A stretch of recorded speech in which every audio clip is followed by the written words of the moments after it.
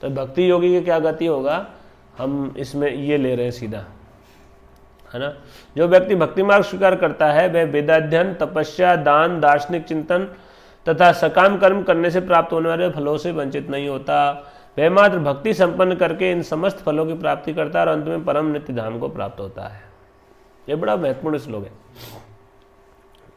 कि हम जो भक्ति करते हैं ना उसको सब फल प्राप्त होते हैं। संसार में जितने फल होते हैं वो भक्ति योगी को प्राप्त होते हैं। जैसे वेद अध्ययन करते हैं कई लोग, ज्ञानी लोग, तो ज्ञान का फल जो है वो ज्ञान प्राप्त होना, है ना। तो भक्ति योग को ज्ञान होता है, भगवान ने बताया वो ज्ञान। भगवान बोलते ददामि बुद्धि योगम तम चेन मामपि यान्ति, मैं ज्ञान प्रदान करता हूँ, भगवान बोलते हैं। तो असली ज्ञानी भक्त होता है वास्तव में। ज्ञानी योगी को वास्तविक ज्ञान नहीं होता, वो तो कन्फ्यूजन में रहता है, ये खुद से स्टडी करता है। अरे जब भगवान खुद बोलते हैं कि अहम अज्ञान जन तमः ज्ञान दीपेन भास्वता, कि उसके अज्ञान के अंधकार को मैं खुद नाश करता हूँ, ज्ञान का दीपक जलाता हूँ उसके हृदय में। तो जब भगवान खुद ज्ञान प्रदान करेंगे तो अज्ञान रहेगा क्या, है। तो इसलिए भक्त पूर्ण ज्ञानी होता है, भक्त को वास्तविक ज्ञान होता है। वेदाध्ययन का लाभ यही है कि भगवान को जान लेना तो पूर्ण ज्ञान में स्थित हो जाना। तो भक्त पूर्ण ज्ञान में स्थित होता है। तो वेदाध्ययन का लाभ भी भक्त को स्वतः प्राप्त हो जाता है केवल भक्ति करने से, है ना। भक्ति के वासुदेव भगवती भक्ति योग प्रयोजकता जनयति आशु वैराग्यम ज्ञानम च यदैतिकम। भक्ति करने से क्या लाभ होता है, भगवान वासुदेव की भक्ति करने से ज्ञान और वैराग्य स्वतः प्राप्त हो जाते हैं। उसके लिए अलग से प्रयास करने की जरूरत नहीं है। अगर हम भक्ति करेंगे ठीक से, भगवान की सेवा करेंगे तो हमको सारा ज्ञान हृदय में, दिव्य ज्ञान हृदय प्रकाशित हो बोलते हैं ना, सारा ज्ञान प्रकट हो जाएगा। तो भक्ति करने से होता है। भगवान सेवा करेंगे गुरु के आदेश के अनुसार तो सारा ज्ञान प्राप्त हो जाएगा। तो वेदाध्ययन का लाभ, तपस्या का लाभ शुद्धिकरण। तपस्या शुद्धिकरण के लिए की जाती है। लोग बहुत तपस्याएं करते हैं लेकिन फिर भी उनकी कामनाएं शुद्ध नहीं होती, लेकिन भक्त पूरी तरह शुद्ध हो जाता है भक्ति करके, है ना। उसकी सारी कामनाएं, उसके अंदर जो दूषण है वो सब धीरे धीरे समाप्त हो जाता है और वो पूर्ण शुद्ध हो जाता है। कितने उदाहरण है इसके, है ना। जैसे ध्रुव महाराज के अंदर कामना थी कि वो बड़ा राज्य प्राप्त करना चाहते, महत्वाकांक्षा आ गई। राजसी थे ना, क्षत्रिय राजयोगिनी होते हैं, तो राजसी स्वभाव था, तो उनके अंदर महत्वाकांक्षा आ गई बहुत बड़ी कि मैं बहुत बड़ा राज्य प्राप्त करना चाहता हूँ, ब्रह्मा जी से बड़ा, है ना। तो जब तपस्या किया तो इसी तरह से तपस्या किया था, भगवान की भक्ति किया। वास्तव में तपस्या तो किया, लेकिन वो तपस्या गुरु उन्होंने बताए थे, नारद जी ने बताए थे, तो वो भक्ति थी, है ना। नारद जी ने बताया था उनको कि ऐसे ऐसे करो, तो वैसे वैसे ही वो किए, है ना। तो भक्ति करने के कारण उनके वो हृदय शुद्ध हो गया, और इतना शुद्ध हो गया कि जब भगवान प्रकट हुए तो भगवान बोले कि तुम वर मांगो, तो बोले बरम न जाचे, स्वामिन कृतार्थो अस्मि बरम न याचे। बोले मैं तो कृतार्थ हो गया, मुझे कोई वर नहीं चाहिए। अरे तुम तो ये चाहते थे, मुझे पता है कि नहीं अब कुछ नहीं चाहिए, मुझे आप मिल गए हैं, मुझे हीरा मिल गया, कांच के टुकड़ों क्या करूँगा मैं, ऐसा बोले, है ना। मुझे आप मिल गए, अब मैं मुझे कुछ नहीं चाहिए। तो सारी कामनाएं शुद्ध हो जाती है ना। कई उदाहरण है। एक हीराबाई करके एक वो थी, जो है वैश्या थी, और वो हरिदास ठाकुर को पतन करवाने के लिए आई, है ना। तो तमोगुणी थी वास्तव में, रजोगुणी तमोगुणी पूरी, है ना। और वो आई और इसी भाव से आई थी, लेकिन उनका संग करके वो भक्त बन गई, और फिर बाद में उनके हृदय में कोई कामना नहीं रही, वासना नहीं रही, बिल्कुल भी शुद्ध हो गई, है ना। कितने उदाहरण हैं, और भरे पड़े ऐसे उदाहरण शास्त्रों में आप पढ़ेंगे तो जो भक्ति करेगा वो शुद्ध हो जाता है। जैसे वाल्मीकि जी बन गए भगवान के राम की भक्ति करके। जो डाकू था वो दुष्ट था, इतना लोगों को मारता था, इस तरह का उसका सब शुद्ध हो गया, वो साधु हो गया, बहुत महान साधु हो गए वाल्मीकि जी, है ना।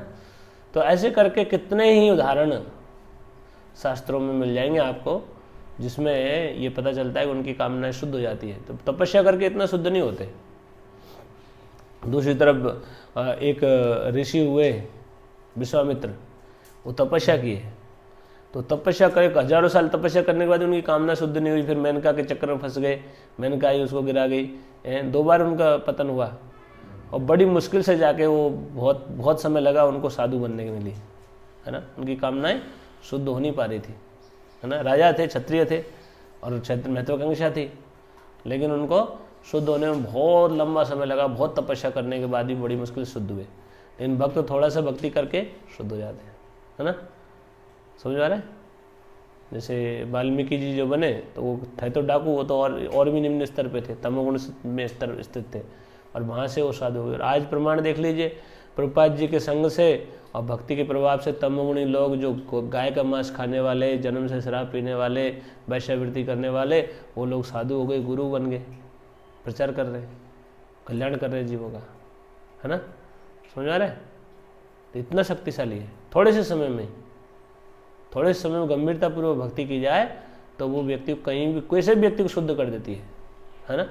तो तपस्या शुद्ध नहीं होते उतना जितना कि भक्ति से शुद्ध होते हैं। हालांकि भक्ति में भी कुछ तपस्या लगती है, लेकिन उतनी तपस्या नहीं है। जैसे बाहर जो योगी होते हैं वो चारों तरफ आग जला के बैठ जाते हैं, ठंडी में बैठते हैं।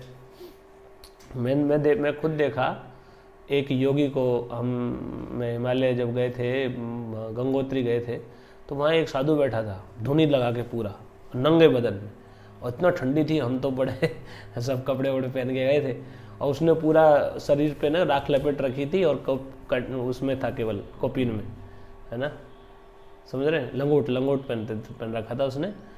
लेकिन मैंने उसको देखा, उसकी आंखों को, वो लगातार स्त्रियों को देख रहा था, रियली, मैं खुद याद है मुझे, कंटिन्यूअस स्त्रियों को देख रहा था, और आंखें ऐसे चिपकी हुई थी कि हट भी नहीं रही थी उसकी। और उसको ये भी ध्यान नहीं कि हम देख रहे हैं, इतने सारे लोग देख रहे हैं, कुछ नहीं उसको। ये काम शुद्ध नहीं होता तपस्या से इतना आसानी से, है बहुत कठिन है, समझ आ रहा है। तपस्या तो खूब कर रहा है वो, समझ आ रहा है। तो ये तपस्या से जो है ना शुद्ध नहीं होते उतना जितना भक्ति से शुद्ध होते। भक्ति बहुत शक्तिशाली है, सरल है लेकिन शक्तिशाली है।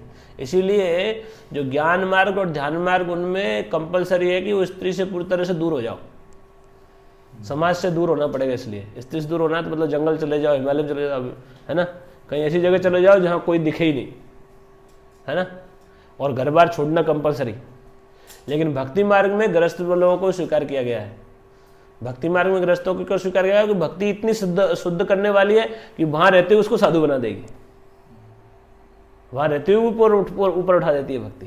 कितना शक्तिशाली है भक्ति। लेकिन करे भक्ति ठीक से, भक्ति को समझ के, भक्ति का विज्ञान, ये यहाँ देहांतरण का विज्ञान चर्चा कर रहे हैं, लेकिन यहाँ भक्ति योगी गति कैसे होती है वो वर्णन है। वो शुद्ध हो जाता है, और इसलिए उसको कोई भी समय में शरीर छोड़े वो भगवान धाम जाता है, और उसको सारे लाभ प्राप्त होते हैं। वेदाध्ययन, तपस्या, दान का जो लाभ है वो भक्ति से प्राप्त होता है ना। और दान से पुण्य प्राप्त होता है, वो तो भक्ति करने से ऐसे ही पुण्य हो जाता है। भगवान की कथा सुनने से ही इतना पुण्य होता है। श्रवण कथा कृष्ण पुण्य श्रवण कीर्तन, है ना। तो भगवान की कथा सुनने से पुण्य होता है ना। तो दान का लाभ पुण्य है, तो पुण्य प्राप्त होता है। भगवान भक्त सबसे ज़्यादा बड़ा पुण्यात्मा होता है। भगवान कथा सुनता है, बस इसी से सबसे बड़ा पुण्यात्मा हो जाता है। और दार्शनिक चिंतन, भक्त पूरा दार्शनिक मतलब फिलोसफर। तो भक्त सारी फिलोसफी जानता है ना, सारे दर्शन जानता है, सबको खंडन कर देता है। निराकारवाद है, इसमें ये कमी है, ये सही नहीं है, ये है ना, जो जिसका जो फिलोसफी सबको काट देगा। सारी फिलोसफी जानता है ना। बहुत अच्छा दार्शनिक चिंतक होता है, तो वो भी लाभ उसको होता है। सकाम कर्म का लाभ तो प्राप्त होता है। सकाम कर्म का लाभ है भौतिक सुख। सकाम कर्म करते हैं ना संसार में, और किस लिए लोग नौकरी करते हैं, मेहनत करते हैं, और भक्त कुछ नहीं करता, लेकिन वो सुविधा तो उसको मिलती है ना। हमारे मंदिर में साधु लोग हैं, गाड़ियों में घूमते, लोग ईर्ष्या होती है कि नहीं ये साधु लोग गाड़ियों में घूमते हैं, एसी में चलते, एसी में बैठा देखते तो बार बार देखते कि ये एसी में कैसे बैठा साधु है। वो सोचते तो हम इतना मेहनत करते तब जाके मिलता है, इसको क्यों मिल गया, है ना। लेकिन ऐसा ही है, जो भक्ति करेगा उसको सारे लाभ प्राप्त होते हैं। हालांकि इनकी कामना नहीं करनी चाहिए, भक्त इनकी कामना नहीं करता, लेकिन उसको मिलते हैं। भक्ति करने से ही ये सब प्राप्त होते हैं, है ना, समझ में आ रहा है। और ये फलों से लोग ऐसा सोचते हैं कि सब छूट जाएगा मेरा, कुछ नहीं छूटता। अगर भक्ति ठीक से करो तो सब मिलता है। कुछ भी नहीं छूटता, है ना। ये भगवान खुद बोल रहे हैं कि उसको सारे लाभ प्राप्त होते हैं, और अंत में वो भगवान धाम को जाता है। कितना बढ़िया है।